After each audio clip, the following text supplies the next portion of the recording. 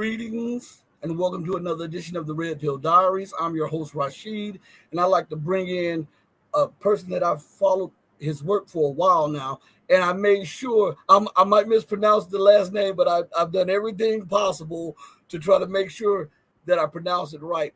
And I got to bring in Carl Zha. I believe that is. I hear everybody saying Zha, but I did research, and I think in Chinese it's pronounced with a J sound. So I'm going to bring Carl in right now, and he can correct me if I'm wrong. How's it going today, Carl? Hey, Rashid. When the camera opened up, I'm really surprised you look just like your avatar, Morpheus.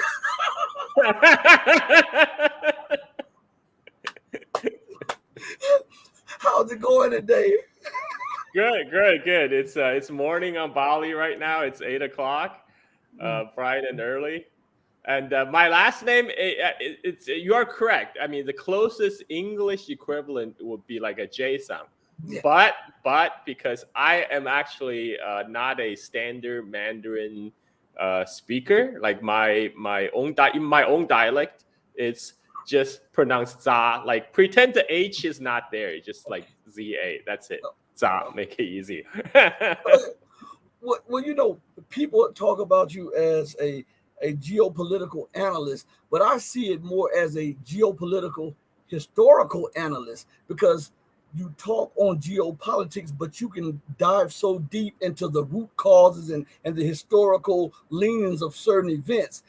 And that is one reason why I really follow your work from RT to wherever platform that you're on to whatever show that you're doing. I really, really enjoy your work and your insight on things. So with that said, where do we stand with the Ukrainian crisis right now? Because I want you to touch on that a little bit and give us your perspective on the reason for it and where we're headed. Right. I mean, right now, the Ukraine war is just essentially a proxy war. The West, the so-called collective West, which is really U.S. and NATO, is waging on Russia. They're just fighting Russians to the last Ukrainians. In fact, the U.S. official openly gloat about it. They say, "Oh, we don't have to put our boots in the ground. All we have to do is just keep on providing, the hundreds of billions of dollars." But it's hurting. It's hurting Europe. It's hurting U.S. I mean, we have all seen the skyrocketing prices. I'm sure everyone is aware of the inflation because Russia is one of the major provider of energy and food to the rest of the world. And this war is it's the war and the sanction is really a drag on the world economy. And I think I think the war I think I speak for most people, most peace-loving people in the world, that everybody wants to see the world bring to an end. However, the U.S. and NATO are not interested in that. I mean, there are countless countries, China, Brazil, South Africa, they all offered to broker a peace deal, but broker a ceasefire. But U.S. has flatly refused. They say no, like we cannot have a peace until Russia is defeated. That's just ridiculous because Russia is not going to be defeated. I mean, Russia is still one of the great powers in the world. They have abundant resources. Their people are very patriotic. I was just in Moscow in June, and like it's nothing like I was. Well, actually, I wasn't. I didn't have any preconceived notions. But I was still surprised by what I witnessed because, Moscow is one of the most beautiful city I think I ever visited. And the streets are clean, people are nice, and, nobody bothered me on the streets. And, I would, if it's not for the winter, I would pick to live in Moscow in a heartbeat. And the shops are open, side street cafes are full. I have a whole travel log posted on my YouTube channel. People can see it for themselves. People in Russia, they're just trying to go on with their everyday lives. But right now it's the West that's bringing war to their footsteps, and that has been the case since I think late since end of the Cold War essentially. Because back then in 1989, 1990, Gorbachev approached U.S. and NATO and said, "Look, we are going to pull the Soviet Red Army out of East Germany, and it will allow the German unification to happen. All we ask in return is that you do not push NATO any further east."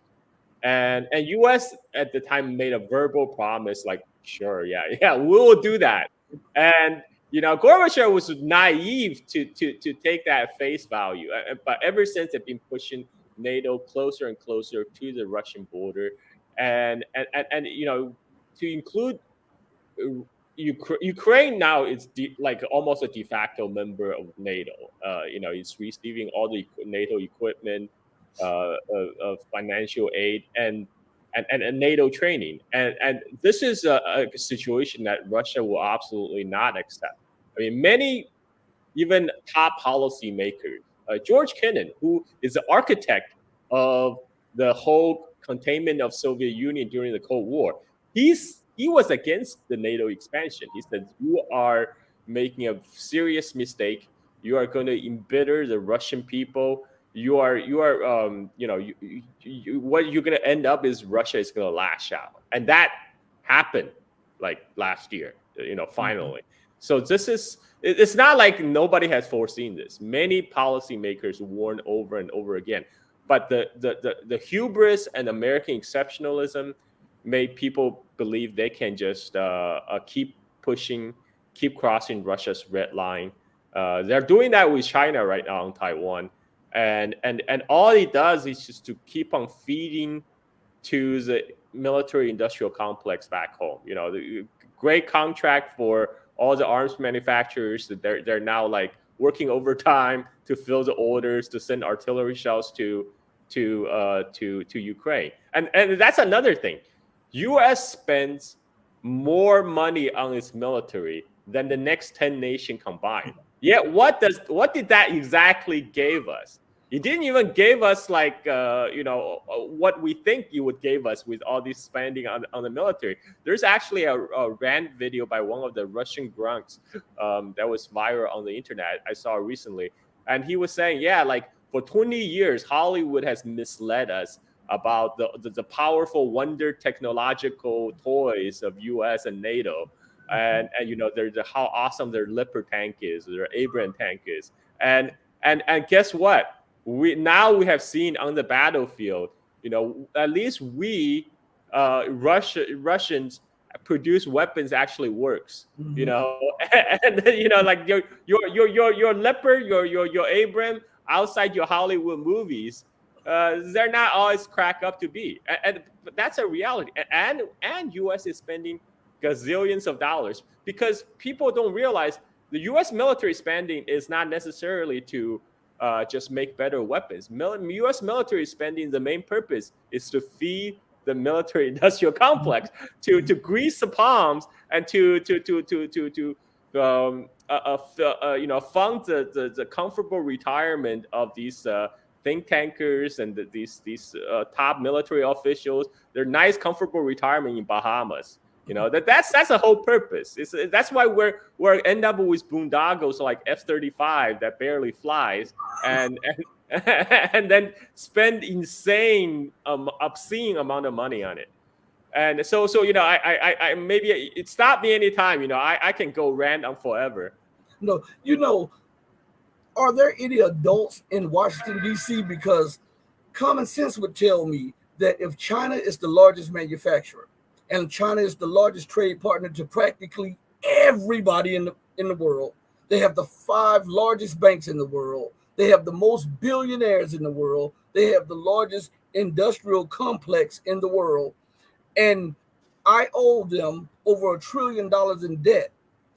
Common sense would tell me not to try to antagonize and provoke them so that they call in the debt. Like I hear a lot of financial pundits say this. They say, well, China has a lot of debt that they have to deal with, and their economy is collapsing. And then the thing that comes to mind is, okay, let's just give you that and say China has all of this hidden debt. The first law of nature is self-preservation. If I have all of this hidden debt before I collapse, I will call the debt in on you that you owe me. I mean, but they missed that point. Why do you think they missed that major point there? I think there's a lot of hubris. There's a lot of American exceptionalism. People have so used to, the long years of U.S. hegemony, and before that, European hegemony. And it's been like 500 years. The West basically did whatever they want to the global South countries, and this is one thing freaked them out about the rise of China, because suddenly there's a non-white country that's growing powerful, and then it's growing powerful without without the same development path that they themselves have been on. China have grown powerful in the last 40 years without waging a war, without colonialism, without slavery.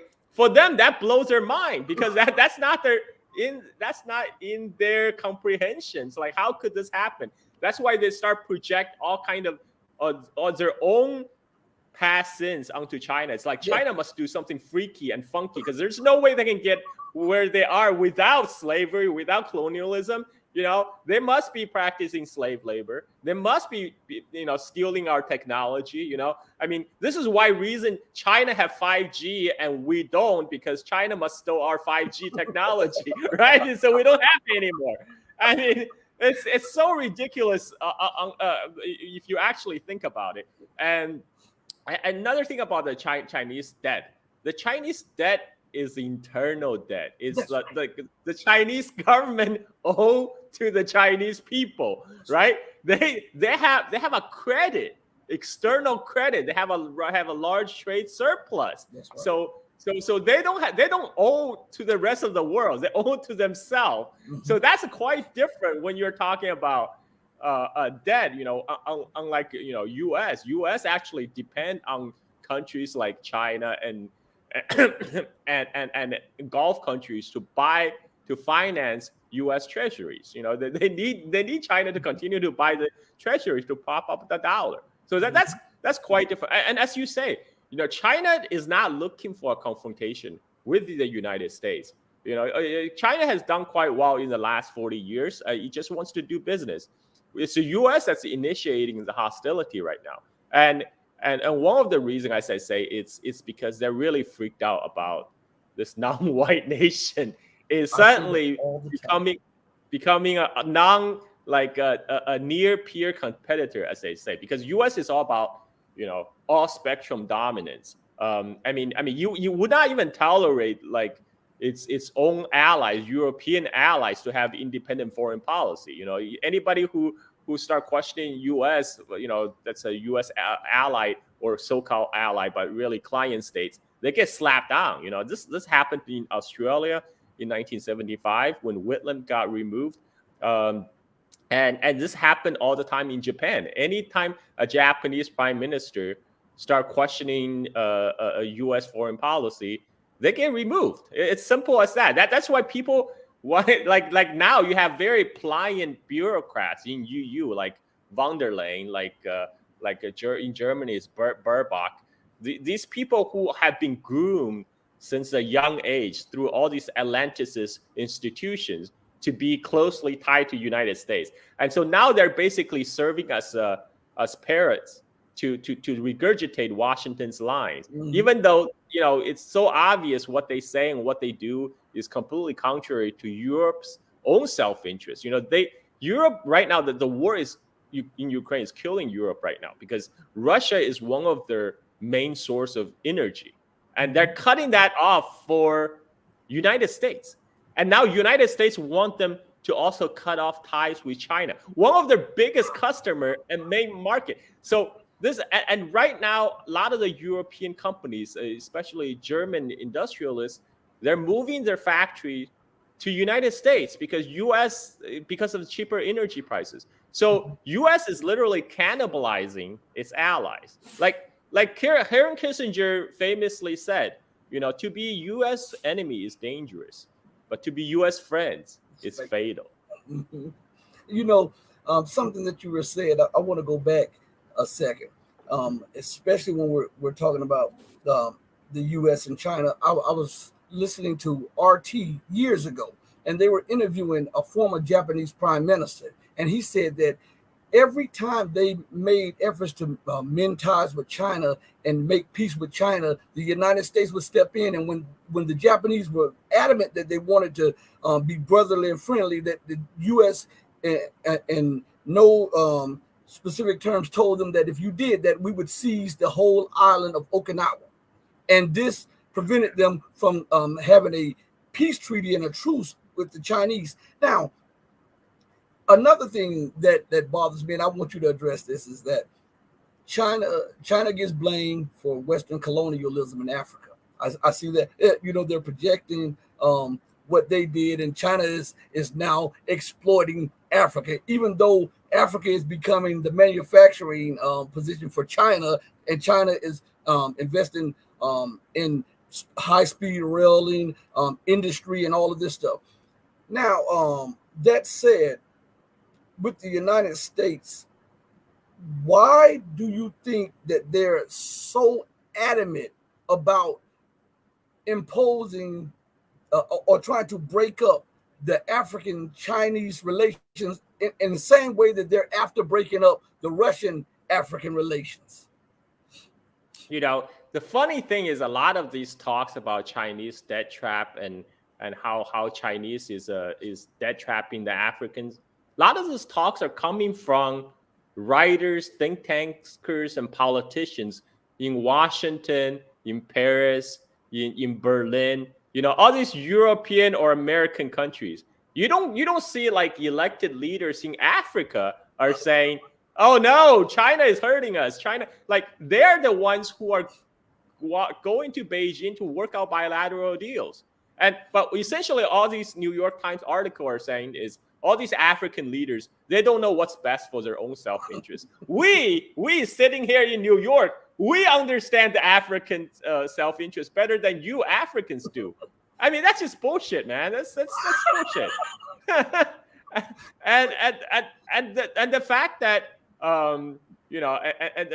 it's just gross what they're doing, trying to project their own past history of colonialism onto China. Look, China is not sailing its navy to African ports and bombarding coastal towns and forcing African government to sign the deal.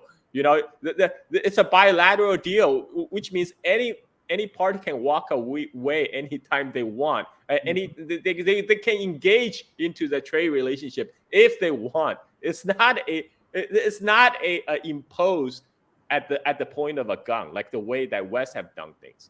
And look at what China is doing right now in Africa. It's building power plants, it's building infrastructure, it's building ports, it's building airports, it's building electric grid. It's it's also shifting manufacturing. Like before the civil war broke out in Ethiopia, China was shifting a lot of its manufacturing to Ethiopia. And so the question then to US and Europe is, if you criticize China, what are you bringing to the table? Right. What are you doing? I mean, like what they do is what they always do is through IMF and the World Bank, and that they're the ones who are literally debt trapping the Africans. And if anything, by China coming in with investment, what China is offering is an alternative. Now the African leaders can pick and choose. It's like, okay, IMF, World Bank, Chinese loans, which one do I choose? And they tend to go for the Chinese loan, and there's a reason for that. I mean, because what you are offering. Like I remember, I think he was a president of Kenya or Namibia. He said, when the Europeans and the American come, they give us a lecture, and the Chinese they give us investment. Guess which one we will take. I mean, it's just obvious. I mean, and look, and also, okay, so Biden a couple of years ago, I think it was 2021, he actually come up, okay, we are going to come up with an alternative to the China's Build and Road initiative. And so he put up the so-called Build the World Better plan. And he promised to invest like tens of billions of dollars in Africa and stuff like that. Well, it's 2 years later. What happened? Man? It's like Jerry Maguire says, show me the money. Show me the money. And China is bringing money to the table. U.S. is not. So talk is cheap at the end of the day. And I want to tell the audience also, they may not know this, is under China's leadership, and with South Africa, they have issued their first BRICS bonds in South African rand. That was done a few days ago. But I want you to listen to this clip here. This is from the former Greek prime minister and finance minister, and he has, he answers these things so poignant. When a reporter kept coming at him about China and Africa. And I just want you to listen to this for a second. Let's see if we can get it played. They're in Africa. They're lending money to countries to build ports and different infrastructure. To build what? Port, and harbors. What's wrong with that? And, well, because... Countries that need ports get ports. But they're making people dependent on... I know, it's the same thing that we've done, which is no, it's horrible not. Around the world. They are far more humanistic than the United States ever was. Really? Welcome to Candid Africa, truthful and unapologetic. I've been very concerned lately about China. They are now all over Africa, buying things and investing over there and getting those countries dependent on them and supporting, non-democratic people. And I'm just like wondering, whom? Well, we are in a country that supports Saudi Arabia. Yes, that's true. Right. So suddenly we have a problem with, superpowers supporting non-democratic people? Yes, I do. They're in Africa. They're lending money to countries to build ports and different infrastructure. To build what? Port, and harbors. What's wrong with that? And, well, because... Countries that need ports get ports. But they're making people dependent on... I know, it's the same thing that we've done, which is no, it's horrible not. Around the world. They are far more humanistic than the United States ever was. Really? Okay. Absolutely. Great. So... Let me give you an example. Of course they are peddling for influence. Yeah. Yeah? But they are non-interventionist. Absolutely non-interventionist in a way that Europeans, the West, has never managed to fathom. When it comes to the influence of China outside its borders, I have to say, firstly, it's quite remarkable that they don't seem to have any military ambitions. Secondly, Africa. I'll give you an example, a specific example. Ethiopia. 2004, because I happened to be there, and I have some first-hand experience of it. They went into Ethiopia. I'll tell you why they went into Ethiopia, because they suspected there was oil. Because China is a major industrial power, but it lacks primary resources. Now, instead of going into Africa with troops, colonially, destroying the country, killing people like the West has done for the last 100 years, what they did was they went to Addis Ababa and they said to the government, we would like, we can see you have problems with your infrastructure, we would like to build some new airports, upgrade your railway system, create a telephone system, and rebuild your roads. And we'll do this all for free. No strings attached. We don't want anything from you. And they did. Why did they do it? Because this is soft power. Because because they knew that if oil is discovered, and it was discovered later, then, of course, the Ethiopian government will be much more open to Chinese oil companies coming there. They have never combined their investment with imperialistic... Can you imagine if that was a German company or an American company? That's why I'm saying I don't think you should worry. Okay, I won't. There we have it. Let us know if you liked or hated what you... That is a classic. That I love that clip whenever it's I love played. it too. Before you address that, when you address that, also address one of the greatest economic and cultural feats that has ever taken place in such a short span of time that the West leaves out, as they often talk about communist China. They leave this point out that in the span of just a few decades, China has wiped out have moved 850 million people from the level of poverty to middle class. That is the entirety of the entire European continent, plus some of the United States population, and it never gets talked about. Yeah, I just want to say in regard to the clip, the lady, why is the lady worried about Africa? She should worry about her own country. There's crumbling infrastructure. People are not getting educated, and there's rampant opiate crisis in United States. I mean, that's what she should be worrying about. What the hell? It's none of her business what happened in Africa. That's for the Africans to deal with. You deal with your own problem. And okay, now back to China. Well, in China, I grew up. I was born in China in 1976. 1 month after Mao died.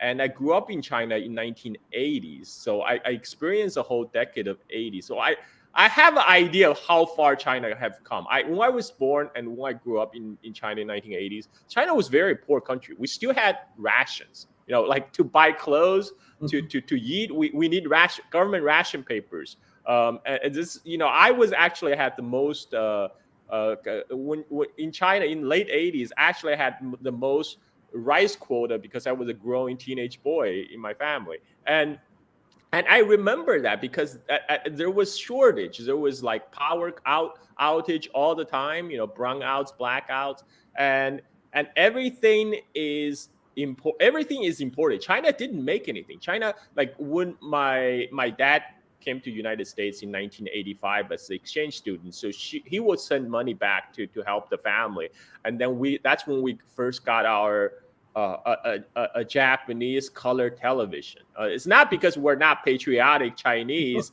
It's because China didn't produce color television in early 1980s, and we had Japanese refrigerator again because China only started producing its first refrigerator in 1986. At that time, everything from fertilizer to transistor radio has to be imported. China was a classical global South country back then. It was exporting raw commodities. China was an oil exporter in 1980s. If people wouldn't believe it today, but China was exporting crude oil to Japan.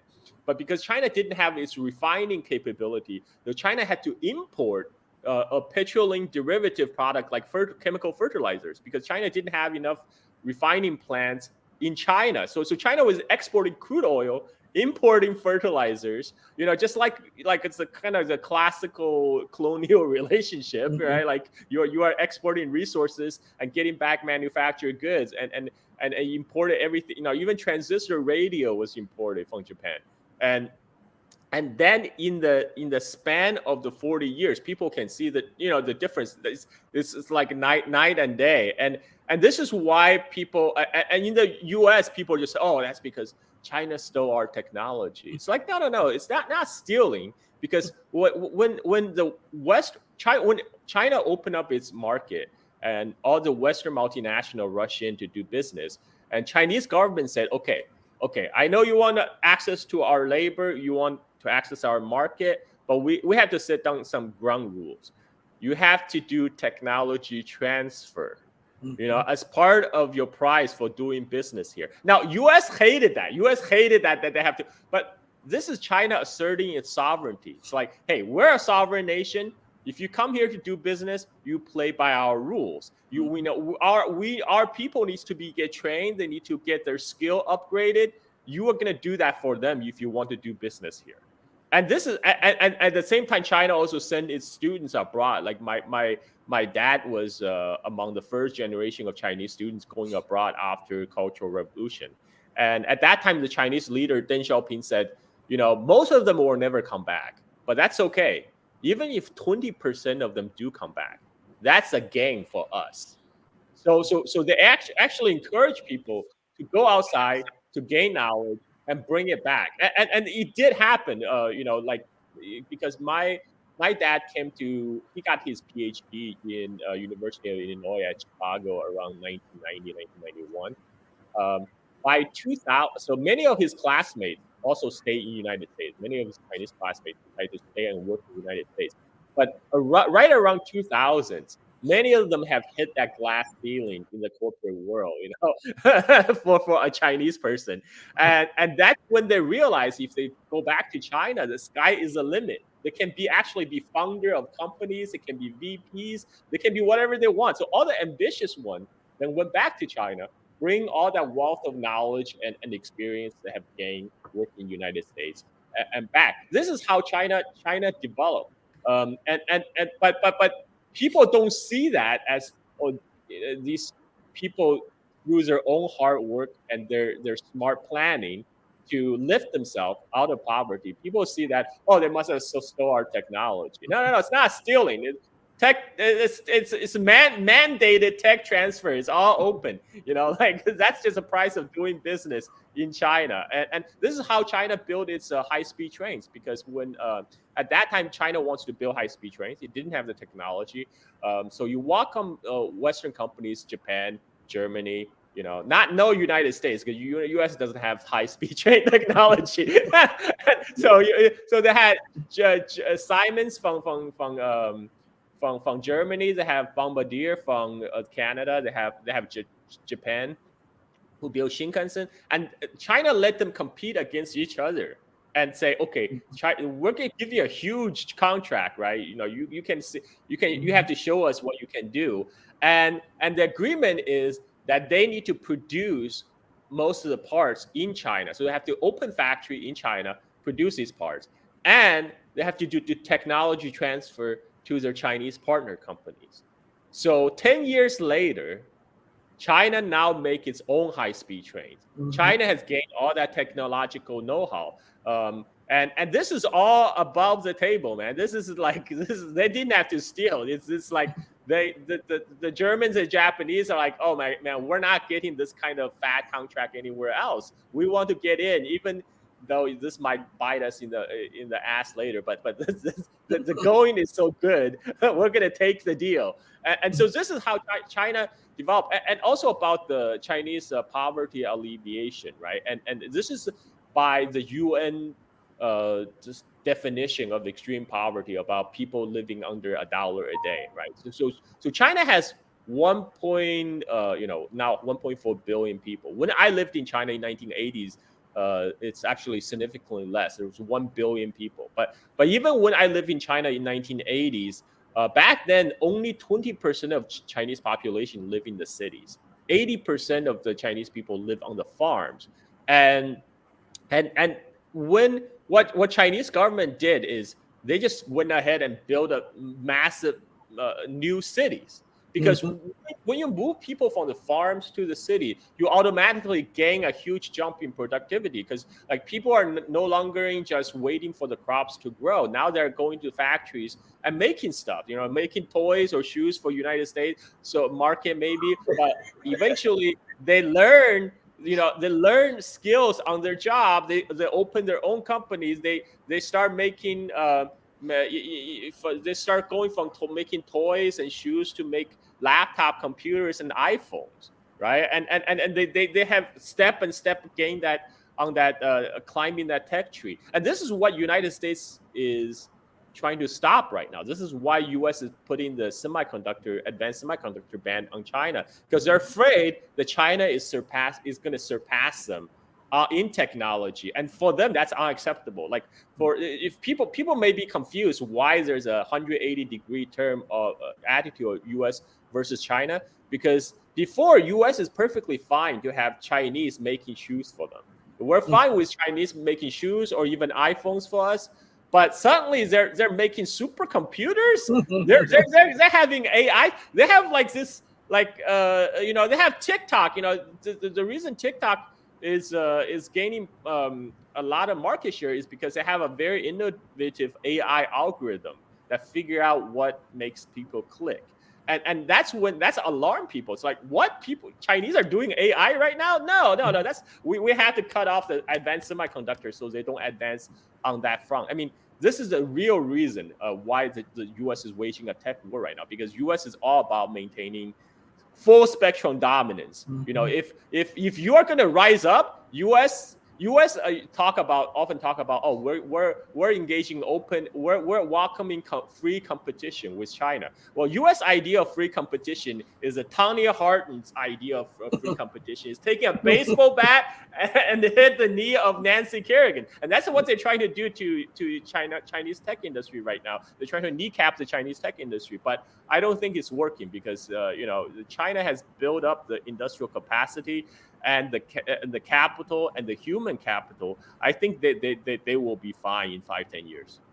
I think it's a lot of that mixed with a lot of hubris and a lot of embedded racism, because those corporations that are strategically attacked by the West challenges Western technology, Western corporations like Facebook, Instagram, and even Samsung in South Korea.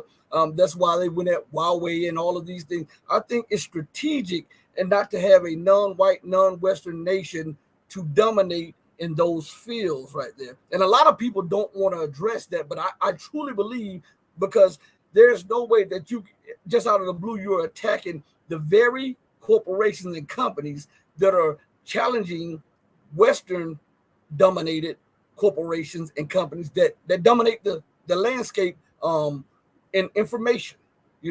They want to control information. They want to be able to control technology. They want to have, China can rise so far, but hey, don't you rise this high because you're next to us. And I believe that's why, because remember, as I tell people, I said they did that to Japan. As Japan rose in manufacturing and technology, the difference is that China invested in different spheres of industry that the United States can't necessarily destroy. Japan was weak because it was a colony of the United States. What say you on that matter? And before you answer that, when you answer that, do you believe that is one of the reasons why they are strategically in Africa and they're mad because China is doing the same thing, transferring technology and know-how to those African nations? Man, Rashid, we're on the same wavelength, man. I mean, that you understood immediately. Like, I don't have to explain.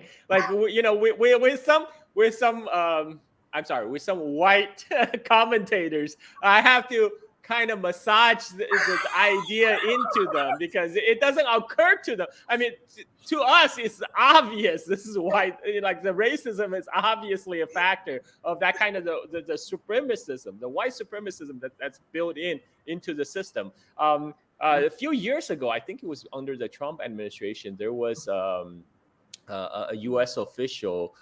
She's actually African American. She made the statement that's because United States is a primarily Caucasian institution. That's why they see the rise of China is a big challenge. She's actually speaking the truth. She was just talking about the fact, but she got a lot of flack for that, and people are calling her racist. Like, no, she's just stating the fact, but she got removed because they can't have the black woman to speak the truth in public forums. But this is really what is underlying a lot of the kind of the white supremacism combined with a hubris, combined with American exceptionalism. This explains a lot about the insane U.S. foreign policy. And it's rightly you mentioned that China is doing technology transfer in Africa. For example, when they built the Nairobi Mombasa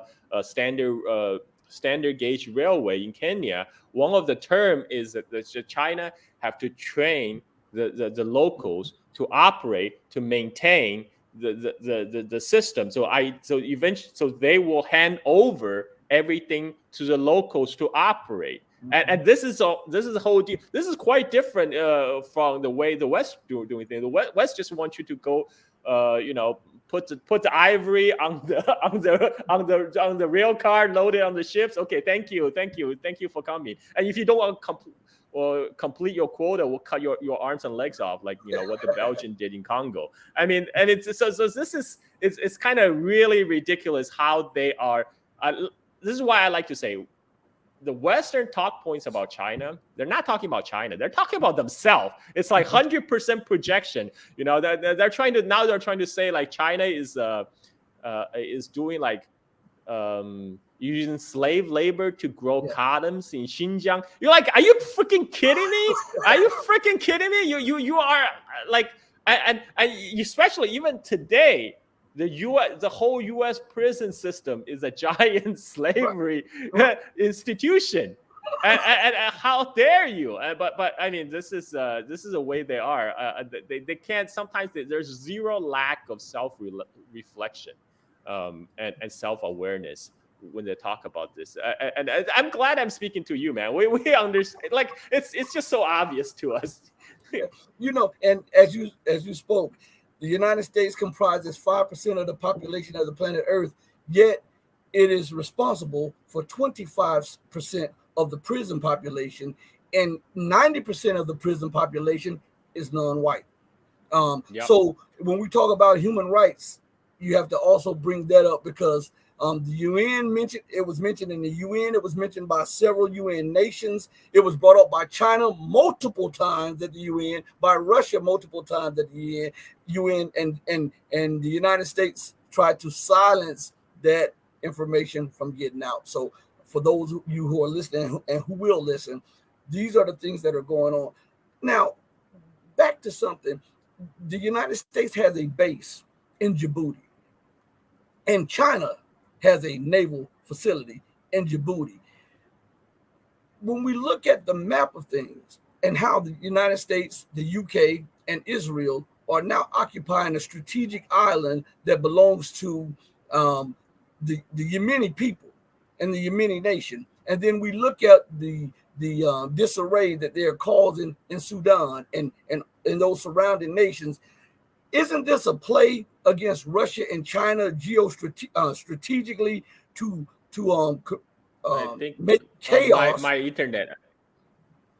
Okay. Oh, to create chaos and havoc, and so that China and Russia cannot do trade and also win-win situations, and also have a military base or naval base in those strategic waterways or those strategic areas. What say you on the matter? Because it seems, if you look at the map, you'll see how the United States is trying to control the waterways and trying to prevent China and Russia from helping African nations from becoming totally independent. Oh, totally. I mean, I'm glad you brought it up. The Djibouti base is the only Chinese overseas military base in the world. United States have military base all over the world, and they have so-called the lily pad strategy in Africa. They will play right now. U.S. have military presence in every African country. People can look it up. And in fact, you know, the Niger recently is in the news. Many people don't know. Right now, there's 1,100 U.S. military of personnel on the ground in Niger. Like people don't even know we're in Niger. Like people, the only time I think people heard anything was that U.S. That the U.S. troops got killed in Niger a couple of years ago, and that's when like, what, we have troops in Niger? What the hell are we doing in Niger? And of course we're in Niger because Niger have a rich uranium deposit. And you know, like France heavily depends on that supply, and you know, because France is a heavily nuclear power, and that they need the. France doesn't have natural resources. You know, who are kidding? They get all their natural resources from Africa, and they have this whole institution called the CFA franc. So all these Western, formerly French colony African, now independent African nations. Their currency is called CFA francs, and one of the agreement is all these countries have to. First of all the CFA francs is not manufactured in Africa; they're printed by the banks in France, and these African nations have to keep 50% of their reserve in the banks in France. I mean, like this is their little. I mean, this is just how it has been working for the past. 50, 60 years, ever since the end of World War II and end of colonialism is they have this is a real neo-colonialism institution. They have all these resources in Africa. They get taken out of the ground, extracted, and converted into money deposit in Swiss bank, in French banks, and this is what's propping up all the French economy. And this is why people are on the street in Niger, in Mali, and all these places. They're like, we don't want France here. We don't want the Westerners here. We were sick and tired of you guys. We prefer Russia. They're openly waving Russian flags in Niger because they're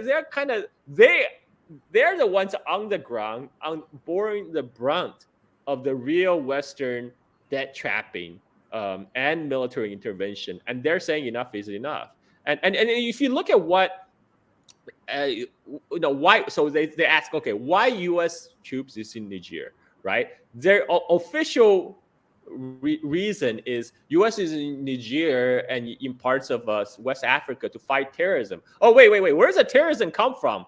Oh, because U.S. supported a whole bunch of jihadists to overthrow Gaddafi, flooded with them with weapons. So after Libya has been destroyed and destabilized, all that weapons and all these jihadists suddenly flood across the Sahara and to all the Sahel regions of West Africa. And suddenly U.S. has a need to send in troops to deal with the terrorism problem. And what have they done? Like Libya is already, like 2011, 2012. Now it's a fully, decades later, U.S. military has been in West Africa fighting terrorism, quote unquote. They're just more terrorists. What happened? How did that? And now you have Al-Qaeda in West Africa fighting Russia's Wagner group. It's like, what the hell is going on? People who don't know, it's like, what the hell is going on? Well, I mean, Al-Qaeda or these jihadist group often turn up very conveniently when U.S. State Department wants them. Like after Libya, they take them. Seymour Hersh wrote a great article called "The Rat Line," exposed how the CIA work with their allies to transport jihadis from Libya to Syria to fight Assad. And it's the same thing they're doing in West Africa, man. They send in all these jihadis in, and then they give the excuse for U.S. to send in some military, and this endless intervention, the endless destability and war, and then they continue the extraction to the banks of Europe, banks in America. And this is what they want to preserve. They don't want China. Of course, they don't want China to come in to build roads and infrastructure. You're spoiling their game. I mean, this is what they did. They have made Africa their little playground, and the Africans are sick and tired of that. But we are to believe, by New York Times or Wall Street journals, that China is the big baddies. That's bring instability in Africa. I mean, we get insane amount of propaganda here in the West. It's just ridiculous.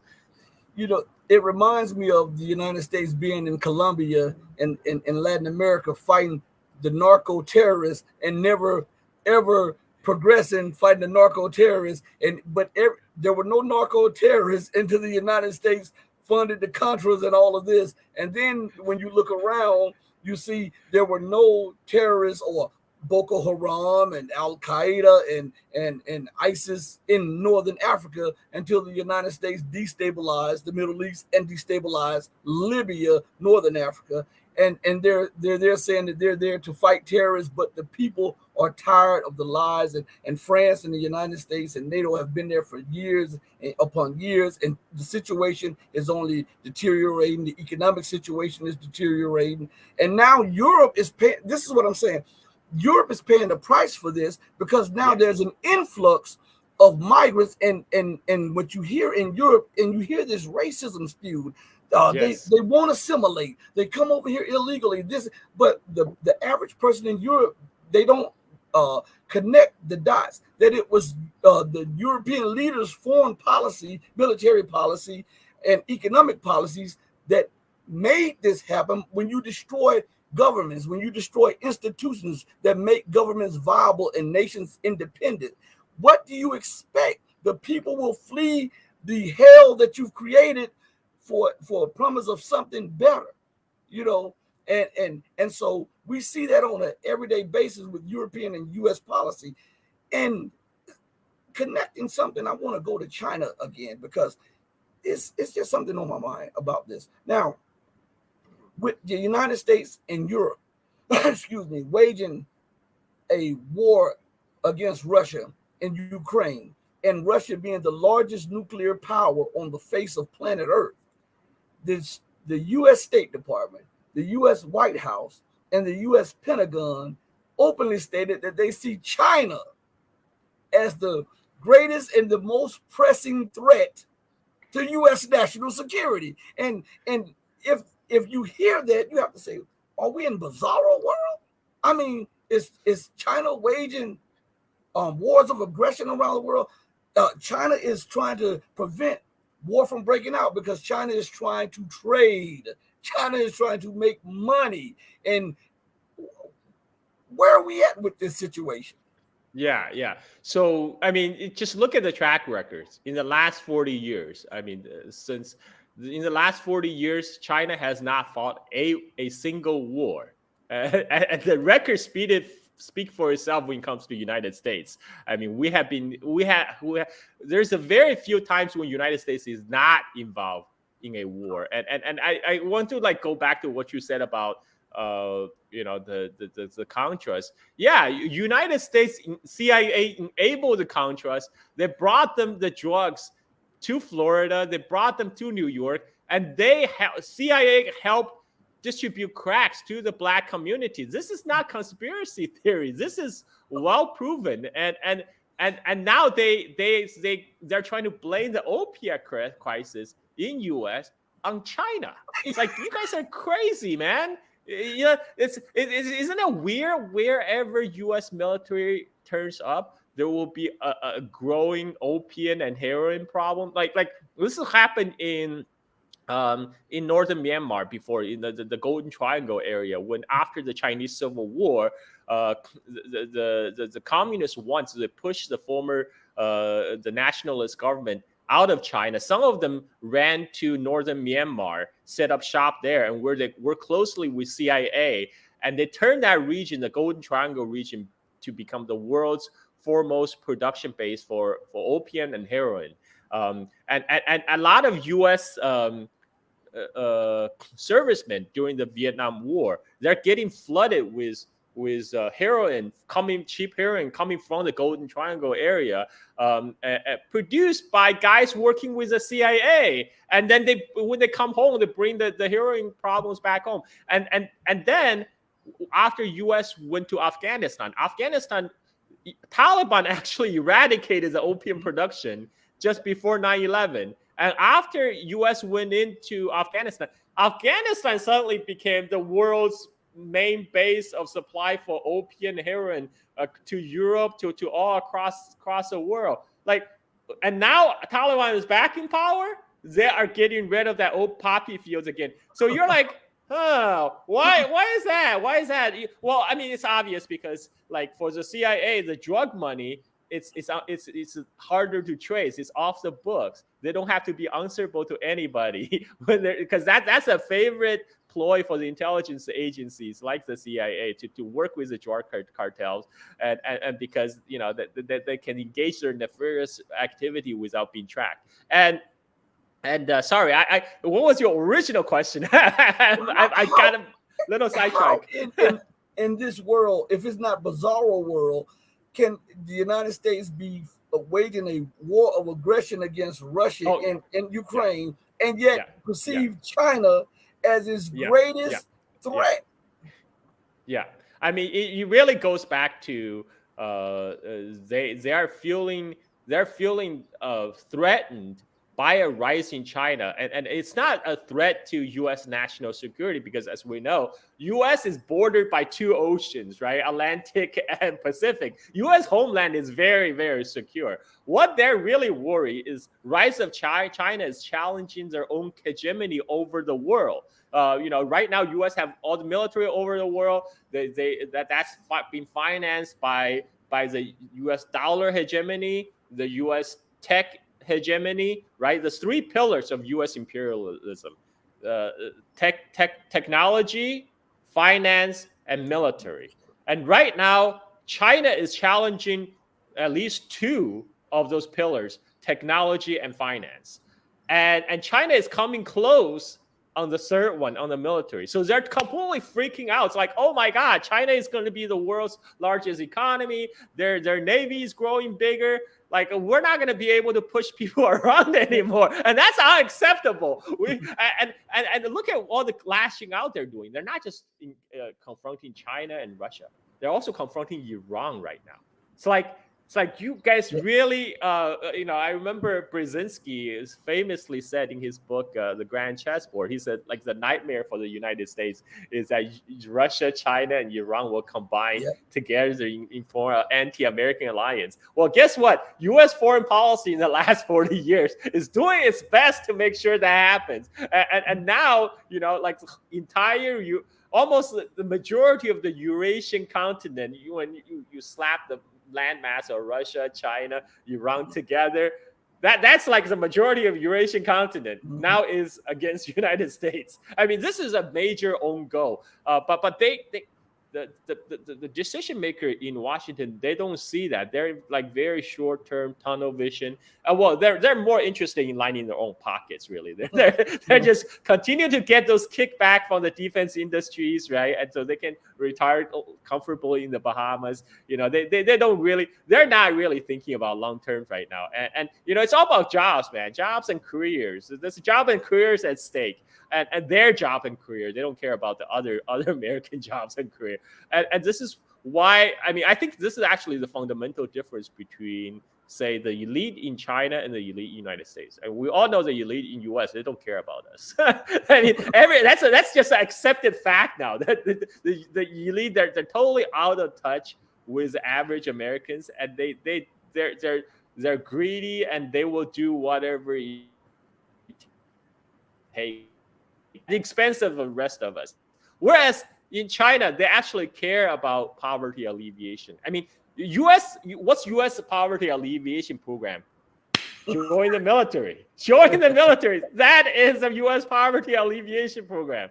I was my freshman year, I went to high school in Kingwood Academy in Southside Chicago, and I remember, it's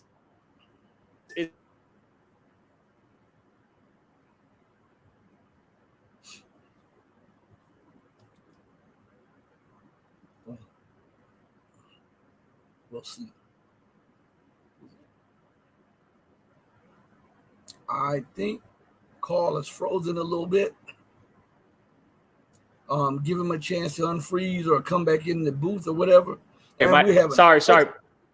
My internet is, I'm in the middle of the jungle in Bali. I'm sorry. Like, my internet is not very reliable. You're in heaven right now. You're in heaven right now. Bali is beautiful, man. So go ahead, finish your thought. I was in Kingwood Academy in south side of Chicago, 90% black student body. And the military recruiter would come regularly to our school, and they would literally tell my classmates, like, look, you want a life outside the ghetto. You want to make something for yourself. Join the military. We're your only chance. We're your only chance to get out. That is a U.S. poverty alleviation program right now. It's obscene. It's ridiculous, but it keeps the military industrial complex going, because they just need bodies. Right, they just need bodies to operate their war, so the weapon manufacturers can get even richer. And it's, sorry, I may have went on a tangent. Did I answer your question originally about China? You answered every question that I asked you, and that's why I'm telling you, I follow your work, and I love it when you get started. You go into so much, and people need to hear these things, and I hate when people get cut off, because you'll make a point, and sometimes on some shows they'll cut you off right when you're getting ready to get into, and I'm like, come on, let them finish. But so that's why I wanted you on my platform, because I want you to finish. But while you're finishing, I want to ask you a question. And this is of the greatest importance, especially when concerning China. We know that Chinese Taipei is recognized as an integral part of mainland China. Almost every nation in the world recognizes Taiwan to be a part of the one China.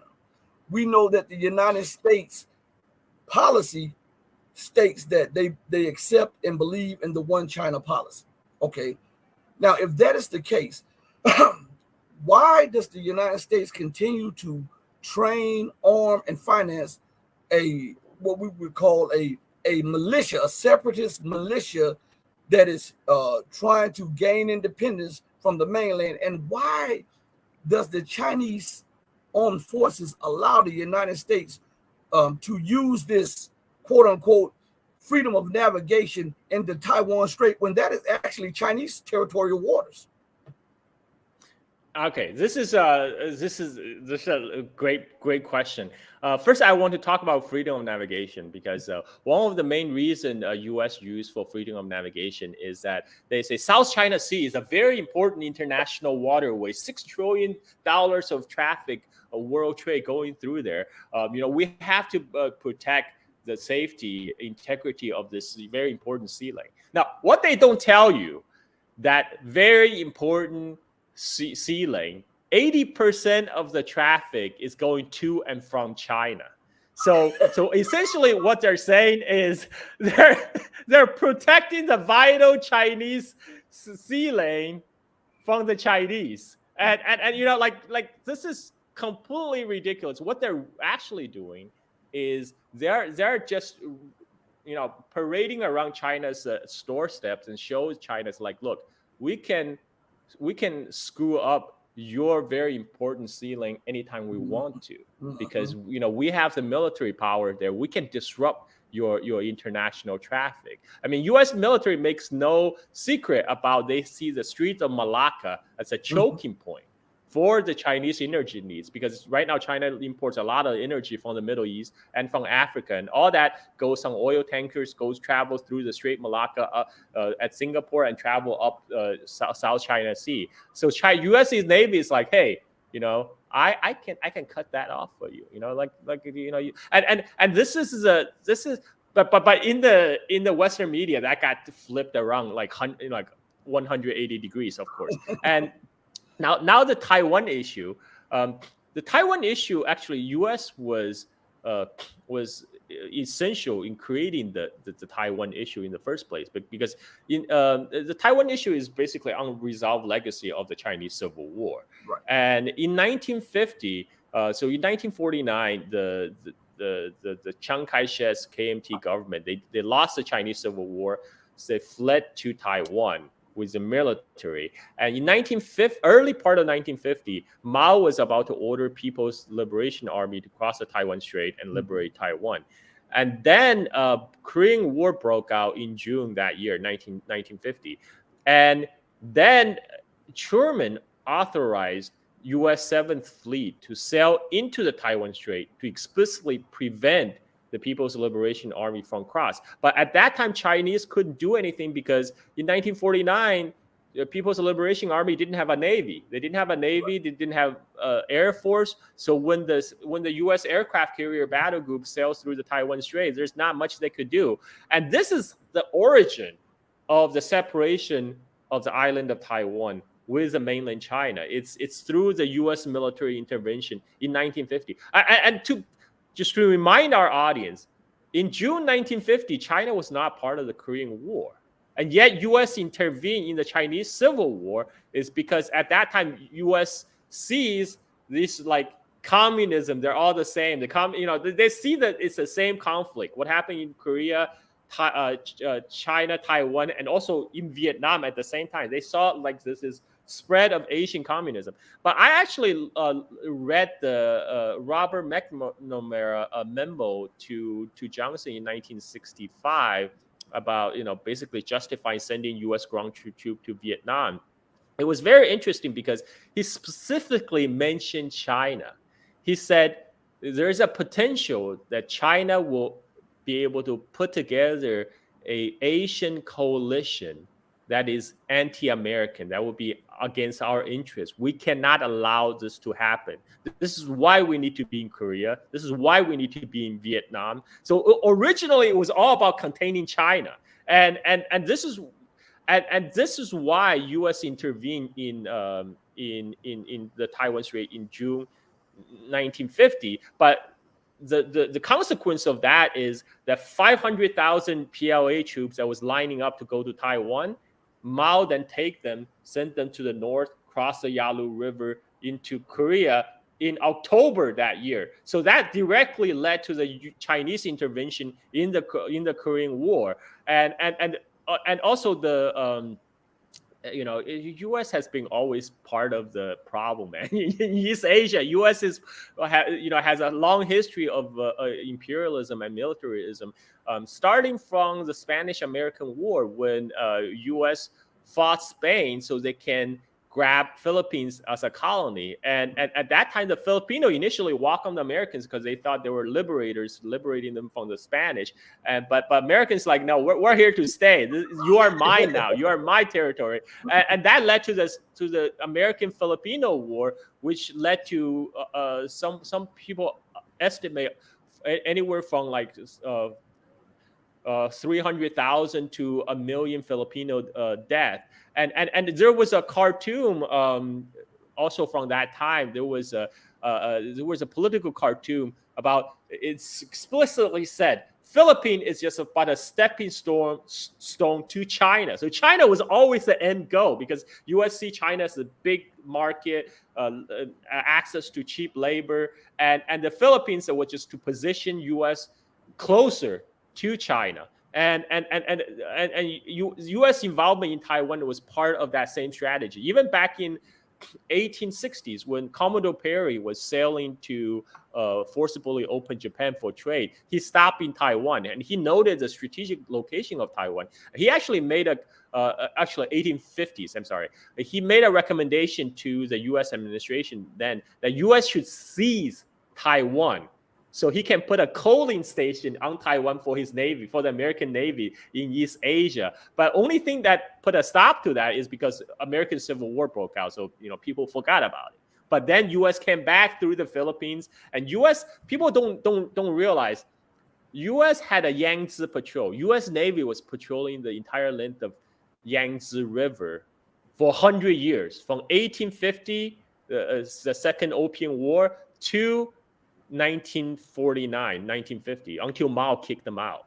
And this is the origin of antagonism of U.S. against China and the communist government, because China is asserting its sovereignty. It refused to be an American colony, and whereas Taiwan today is still very much an American client state. And the things will change in 1972, when Henry Kissinger moved to, I saw some questions. I'll address them later. But when in 1970s, when Kissinger moved to China to open up the Nixon's visit, so when Nixon visited Shanghai, he signed the Shanghai Communique with then Chinese Premier Zhou Enlai, which is specifically said, we recognize, both Chinese people on both sides of the Taiwan Strait recognize that Taiwan is part of China. We don't challenge that. This is Taiwan issue, is an issue for the Chinese on both sides to deal with. So that was the foundation of the Sino-American relationship going forward, leading to the normalization of the ties in the 1979 under Carter. And this, right now, U.S. is destroying the foundation of the Sino-American ties that was put together between Nixon and Zhou Enlai in the 1972. And the reason they do that is they really want to return to the Cold War. Like some of the reason we already covered, because the U.S. feels threatened. It's a hegemonic grip on the world feels threatened. And U.S. have, so before, in the 1950s, people don't know this. In the 1954, U.S. actually threatened to use nuclear weapon against mainland China if China were to take over some offshore, not even Taiwan, just some offshore islands, like a couple, a few miles off the coast of mainland China. And then that was only overruled because at the time Soviet Union extended its nuclear umbrella to China. But in 1958, they were thinking about doing the same thing to China because China didn't have a nuclear weapon back then. And so U.S. actually placed nuclear tipped missiles on Taiwan since 1958, pointed at mainland China. And U.S. at some point rotated through 60,000 troops through Taiwan during the Vietnam War. And all that troops, military, and nuclear weapons was pulled out as a result of Nixon visit. Now the U.S. is trying to undo all that by, starting from Trump administration. Trump started to put U.S. Marines to the so-called the AIT, the American Institute on Taiwan, which is what they call the de facto embassy, by claiming that as a American diplomatic compound, it entitles Marine protection. What do they need to protect from the Taiwanese boba vendors? I mean, like, are you kidding me? Taipei is a very safe city, and besides, that was not even supposed to be an American diplomatic compound. It's the whole point they call it American Institute on Taiwan is because they can't call it an embassy because U.S. do not officially recognize the government on Taiwan, and so but they're now sabotaging their own prior position on One China principle is because now they want to use Taiwan as a proxy against mainland China, the same way they're using Ukraine as a proxy against Russia. And General Douglas MacArthur, he actually called during our Korean War, he actually called Taiwan the unsinkable aircraft carrier. That's what U.S. sees Taiwan as. It's just an unsinkable aircraft carrier they can use to strike at mainland China anytime they please. And this is why they are now stirring up the pot, so to speak. People hear about this Taiwan mainland tension, but they don't realize the relationship was actually pretty good up to 2014. Xi Jinping and the Taiwan leader Ma Ying-jeou actually met in Singapore. Before that, then the KMT government in Taiwan was about to sign a free trade deal with the mainland China. Things were going great until this had the so-called sunflower revolution in Taiwan. At the same time, the Euromaidan quote-unquote revolution was happening in Kiev, and so these youth who are funded by the Western NGOs, they stormed the Taiwan parliament. And they demanded a stop to this free trade deal with China because it threatens our freedom. I mean, like, it's the same talking point that the U.S. is putting out about China right now. Trade with China is a threat to our freedom. And so that after that, a new administration after 2014. More pro-U.S. Government got into power in Taiwan, the DPP government, but they were very unpopular from 2014 to 2015 to 2019. But then Hong Kong protests happened, and during the Hong Kong protest, they pump a lot of the fear mongering information on Taiwan. They're like, okay, if we became part of China, we're going to turn into Hong Kong. Hong Kong is an example what we do not want to become. So that fear mongering tactic worked in the 2019 Taiwan election. It got the second term for the DPP president, even though her approval rating was single digit heading into the election. And after that, it flipped and she got reelected. And so now this is how U.S. kind of always interfere in its client state proxy, and Taiwan now is one of the best customers for the U.S. military industrial complex. Taiwan, unlike Ukraine, which received like hundreds of millions of dollars from U.S. for free, Taiwan pays for them with hard currency. Because Taiwan actually has one of the world's largest trade surplus. Foreign currency reserve accumulated through their trade surplus, and so U.S. This is a way for U.S. to recycle that dollar back, not to average Americans, back to the military industrial complex of Lockheed Martin, Raytheon, etc. And so this is why they're raising tensions right now, because they're selling weapons to Taiwan. And you, if you look at the weapon sales, they're selling all these very old, like selling these kind of outdated, expensive weapon platform to Taiwan that Taiwan won't even need. They're selling tanks to Taiwan. So like when you need tanks if you need tanks to defend Taiwan, that means the Chinese army is already landed. You'll be too late. That will be too late. You know, like those tanks ain't going to do shit. So sorry, I don't know if I can swear.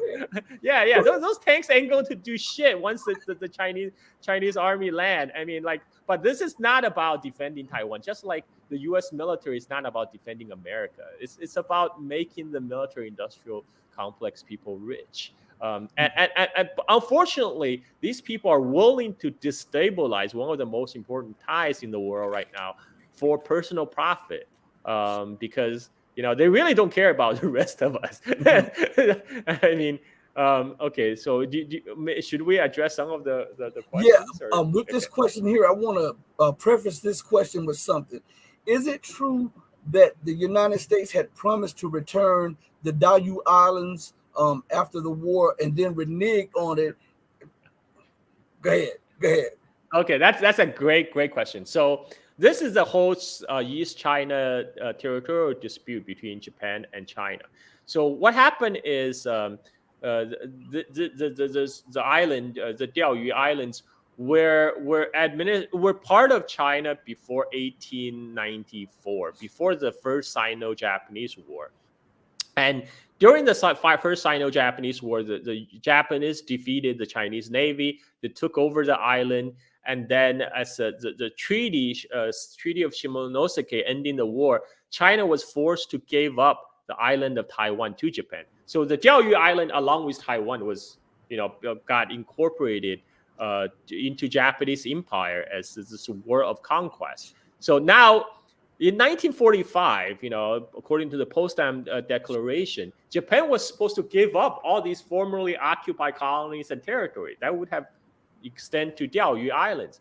But there was a caveat, is because U.S. at the time occupied both the Okinawa island chain, the Ryukyu Islands. Oh, by the way, Ryukyu Islands also used to be an independent kingdom before 1870s, and then Japan occupied it in 1870s. The whole island chain, Ryukyu island chain, the independent kingdom was actually has a very close tie with China, and so because Japan was able to militarily defeat China, they were able to annex the whole of Okinawa to themselves. And so as during World War II, 1945, actually Okinawa, they suffered greatly during 1945 because the Japanese, they never really see the native Okinawans as kind of like real Japanese. So Japanese military forced many island residents to commit suicide rather than submit to the Americans. So somewhere estimate like either a quarter to maybe even half, a quarter to a third of the Okinawan population perished during the Battle of Okinawa, mostly because they're forced by the Japanese military to commit suicide. And then after the Battle of Okinawa, U.S. occupied the Ryukyu island chain, including Okinawa. U.S. was administering it, and U.S. also using the Diaoyu Island as a target practice for U.S. Navy. It was like the used for bombing practices and stuff. At this time, the government on Taiwan, the Chiang Kai-shek, who just recently fled from mainland, they're okay with Americans using the Diaoyu Islands as a bombing target because America is their sponsor, right? I mean, and they have no problem with that. So then in 1975, after 30 years of military occupation by United States, people of Okinawa, they got fed up. They want the Americans to go. So U.S. offered them a deal. So like, you can either continue the way it is, under American administration, or you can return to Japan. So most people at then chose to return to Japan because they thought if we return to Japan, that means the U.S. military out, right? So they overwhelmingly chose to return to Japan. But what ended up happening is nothing changed after Okinawa sovereignty was returned to Japan, because the Japanese, they want to keep all the Americans in Okinawa. They don't want more American soldiers on the Japanese homeland. Like I said, they've never seen Okinawans as like real Japanese. So keep the Americans over there. So and so this is a very big issue even today. The Okinawans do not want the U.S. military on their soil. But the Japanese governments are like, no, you have to make sacrifices for the Japan security, for our Japan American security alliance, and which is completely bullshit, because the island voted year after year they wanted to get the U.S. out, but the Japanese central government's like, sorry, we make the call. We can't do that. But when American hand over sovereignty of Ryukyu Island chain back to Japan, they also handed over Diaoyu Island, which they had used for target practice by their navy, to Japan. Even though Japan, the only claim on Japan is that it occupied it before World War II. So that's the origin of the dispute of the Diaoyu Islands. And this is why in the 1970s this suddenly became an issue, and then there was protests both on mainland China and Taiwan. It's like, whoa, what are you doing? Why are you taking our territory and giving it to Japan? And this is and U.S. official government line on this. We do not take official position on the sovereignty of the islands, but they just left a poison pill in the Japan-China relationship by doing this, because now like Japan and China were butting heads over these islands, but at that time Deng Xiaoping told the visiting Japanese delegation, said, look, we have our differences, but we have more important things to work on our bilateral ties. So let's agree to put our difference aside, including the territorial dispute, and let's work on the things we can work on, which is our mutual friendship and cooperation. And so for a while, for the 80s, the China-Japan relationship went through kind of honeymoon phase. When I was in China in 1980s, there was a honeymoon phase because we got Japanese cartoons in television. We got a lot of Japanese cultural products, and like I said, in my family we had Japanese TV, Japanese refrigerator, but then the relationship would sour in the late 80s because the Japanese politicians keep on going to visit, pay respect to the Yasukuni Shrine. And for people who don't know, Yasukuni Shrine is where the Japanese war criminals are enshrined. And this wasn't an issue before 1970s, because before the 1970s, the war criminals, they are not enshrined in Yasukuni Shrine. So everybody goes, so it's not a problem. But in 1970s, some Japanese right-wing group, they took the plaques of the Japanese convicted war criminal who got hanged after World War II. They took them and put them and enshrined in Yasukuni Shrine. And because the Yasukuni Shrine, the people in charge are also right-wing themselves. They allow it to happen. So after that, there was protests from China, Korea, and Taiwan at that time. Everybody protested the decision. But the Japanese emperor, the same emperor who presided over World War II, he himself refused to visit Yasukuni Shrine after the criminal has been enshrined. But the Japanese politicians, they keep on going because they're trying to pandering to their right-wing base, voter base, and that combined with the territorial dispute, that kind of poisoned the China-Japan relationship. I would say until today. And this is a whole. But what happened was in 2012, Japan government, they say, okay, we have a brilliant plan to defuse the situation, because at the time the islands were quote unquote owned by a group of Japanese private citizens, quote unquote. So they say, we will nationalize the island, we'll buy it, and so straight out. So then we won't allow the right wing group to go there planting flags across the sea, right? But this has actually created a big incident. Like China's like, what do you mean you buy it? This is not your territory. And so that's when China would start sending its Coast Guard ships to Diaoyu Islands. So now that area in Diaoyu Islands have patrols by both the Chinese Coast Guard and the Japanese Coast Guard. So that's an issue. Did I answer your question? Yes. Now we'll take a few brief questions because we know you got a lot to do. The first one is from Random Zerg. He says, question to Carl: what, in your opinion, are chances for some kind of pro-independent military or political coup happening in Japan in the coming 10 years? No, I don't think that's happening, because if you look at Japan has remarkable political stability in the sense that it's a one-party state for most of the post-World War II period. LDP, U.S. talk about great game about democracy, but it's junior partner in East Asia, in Japan, has this LDP that's ruling since 1945, with minor interruption. There was only like I think there was one socialist candidate that won, but quickly got swept aside by American interference. And so U.S. have very tight grip on its client states, including Japan. I mean, this is how U.S. run a tight ship in Europe, in Japan, and even in South Korea. U.S. have a very tight leash. So there's not much of a chance for like, I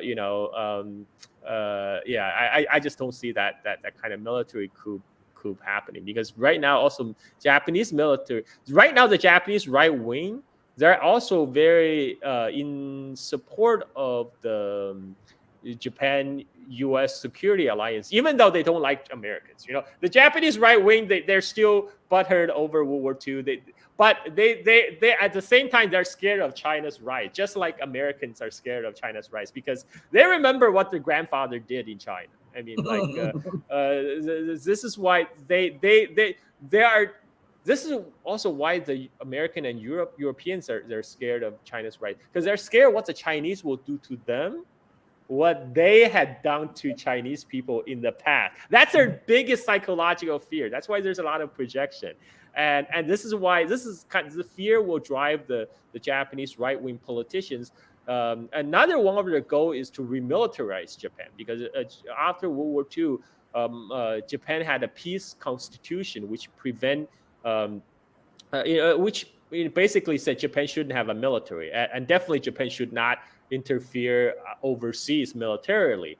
But that peace constitution had been continually undermined with encouragement of United States, because right now U.S. is realizing, crap, we had to sail across the Pacific to fight China. We can't do it alone. We need help. That's why they're rearming Japan right now. U.S. is actually actively encouraging Japan to remilitarize. That's why, like, there was a big increase in the Japanese military budget. Now Japan is authorizing this military. I mean, Japan wasn't even supposed to have a military under the peace constitution, but now they're authorizing their military to quote unquote protect their national security in case of Taiwan conflict. It's like, Taiwan is not Japanese territory. What the hell is your? I mean, they're only doing that because Americans really want them to get them on board, because like I said, America does not have enough power to fight China on its own right now. That's why it's trying to loop all the bodies, all the expendable bodies from its clients, like what they're doing to Ukraine, what they're doing with Ukraine right now. So U.S. You got case the war breakout. U.S. want the Chinese missiles to hit its client states in South Korea, to Japan, Australia. So they don't come to hit United States. This is the whole U.S. plan. It's crazy that some of these client state politicians are going along with it, because by having U.S. military base actually makes you a target in time of conflict. Yes, so hopefully I answered that question. Also, could you answer this? Doesn't the United States hold wartime control over the South Korean and maybe even the Japanese militaries? Yes, yes, yes. So U.S. military has what they call the Joint Command, and what the Joint Command is really mean the U.S. will call the shots. U.S. general. It's not going to be Japanese or South Korean generals directing the U.S. Navy's aircraft carrier group. No, no, no. It's U.S. telling the Japanese and the Korean counterparts, okay, you will do your parts. In fact, the way that the whole Japanese Navy is structured right now. They specialize in anti-submarine warfare. Like they're specialized on that because they're basically the U.S. Navy's anti-submarine wing. I mean, they have to work together with United States. They just perform a very specific duty that's delegated to them. And this is how the U.S. empire is run. So yeah, the good question, by the way. And also, when it comes to China, and we'll come to a close, but maybe you can elaborate on this. One of the main reasons that the United States allowed Japan to seize those islands, or have the United States keep military bases in that region from the second island chain and everything, is to keep China's military hemmed in as a precaution so that it can dominate the Asia Pacific region. Yeah, the whole first island chain, second island chain, all that terminology dated from the Cold War. I mean, back then it was the first island chain. It goes from Aleutian Islands, runs down from Japanese island, the Hokkaido, all the way down to the Philippines, Southeast Asia. That was to contain communism, like Soviet Union and China. And now it's just specifically mostly against China. And because that it's to deny the Chinese Navy access to the Western Pacific, where there's still a lot of American colonies, by the way, like Guam. I would even say Hawaii. I mean, Hawaii. U.S. really treats Hawaii as a colony even today. I mean, look at. First of all, Hawaii was illegally annexed, and now look at the Maui fire. Look at the Maui fire. What the hell is U.S. federal government doing? It's sending $20 billion, another $20 billion to Ukraine, and it's giving everyone on Maui $700 check. That's it. I mean, this is obscene, man. This is obscene. Like, yeah, it is criminal. I mean, like, this is why, U.S. What is U.S. doing to its own citizens? Like in China, there was a flood in Beijing, an area around Beijing. China deploys military, People's Liberation Army, to help with the flood relief. It's like, okay, you can say that's Chinese propaganda, but I'm still waiting to see the American propaganda to show American soldiers to help those people in the waters in Maui, man, like from the fire. It's like you don't even bother to do that because U.S. military they just strut around the world putting up those Hollywood-esque commercials, but they don't do jack for its own people. But we all know that. Well, Carl, thank you so much for the time. And we've got to do this again, and we've got to do this again soon, man. Yes. I love this. I love this. Any closing or parting words for the people who are watching and will watch later on?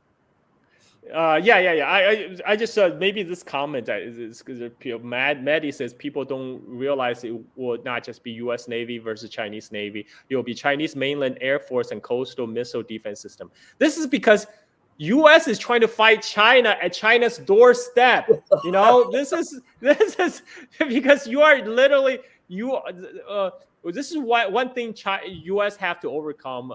Actually, to do that, they have to overcome so-called the distance of tyranny. They have to cross the entire Pacific Ocean to fight China. And where China, they don't have to go out. They can just fire their missiles from China, and they will cover the whole area around Taiwan, South China Sea. They can send their Air Force. But of course, if U.S. directly attack mainland China, it's World War III, right? I mean, it's all bets are off. And so this is completely ridiculous to U.S.